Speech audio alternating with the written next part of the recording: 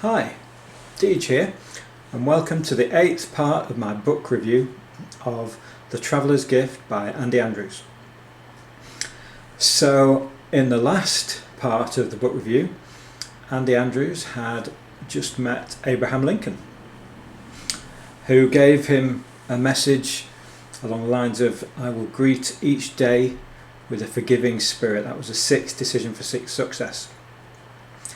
So where's David going to end up next? Well, he finds himself in a massive warehouse, so vast he can't see the end of it. All he can see is aisles and aisles and aisles of different assorted objects. And the first thing he sees is he sees pictures of children. Following the pictures of children, he comes across warehouse aisles, stuff full of bicycles, garments, coats, jackets, trousers, cars, machines, medicines, lots and lots of amazing different things, marriage licenses, pictures of homes, carpets, anything you can think of. And this warehouse is so vast he can't see the end. He doesn't get to the end. He's walking for ages, and he eventually finds himself back where he started, but he knows he hasn't even seen the tip of the iceberg.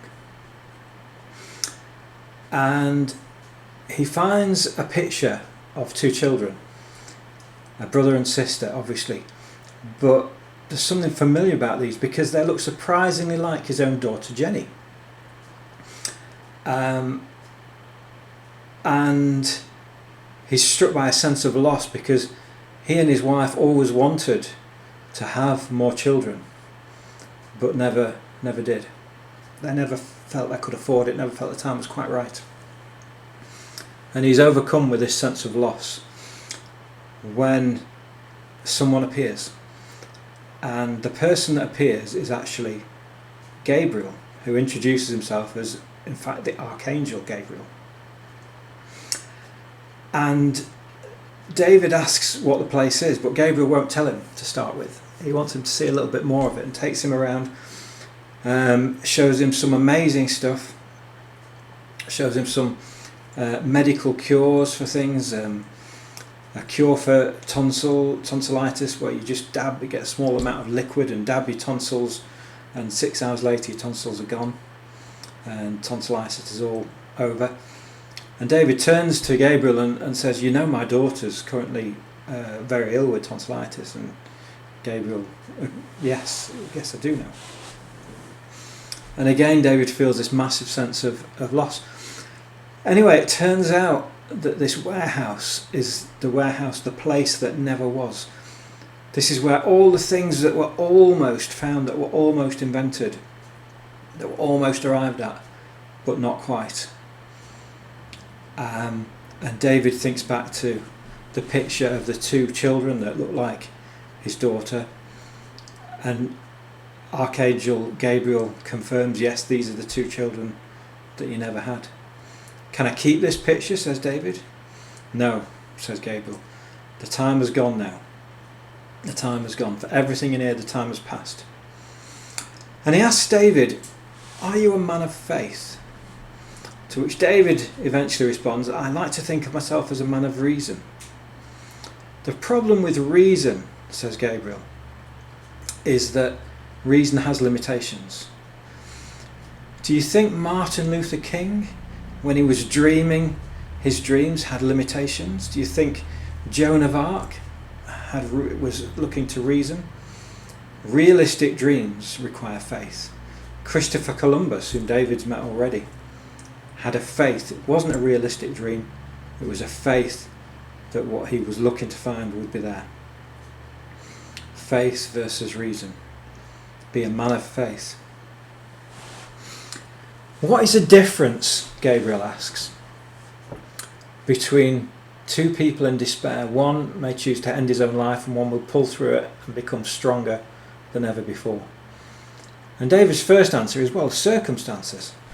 But no, the circumstances are the same for both.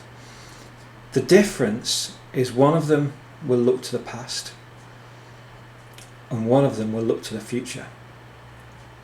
And the one that looks to the future will apply knowledge and wisdom in order to better his circumstances. And through faith will move forward and will persist until he does better his circumstances. And he talks about detouring from the path and easing off. And detouring and easing off don't make life easier, but neither do they get you towards your goals.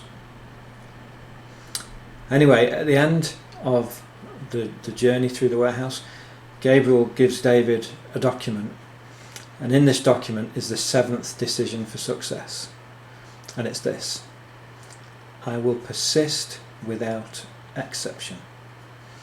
I will persist without exception. I will not be set aside by difficulties, by exhaustion. I will persist without exception. And this is where, oh no, we're not actually, because David's told that he's not the first traveller through this place, that there have been those before him, but David is going to be the last, and it is up to him now to take the knowledge that he's got and take it forward and change mankind for the better. And David feels this is a momentous task, but he wants to be up to it. I will persist without exception. So there is one more chapter in the book, and we'll discuss that next time. In the meantime, thanks for watching, and hope to see you again soon. Bye bye.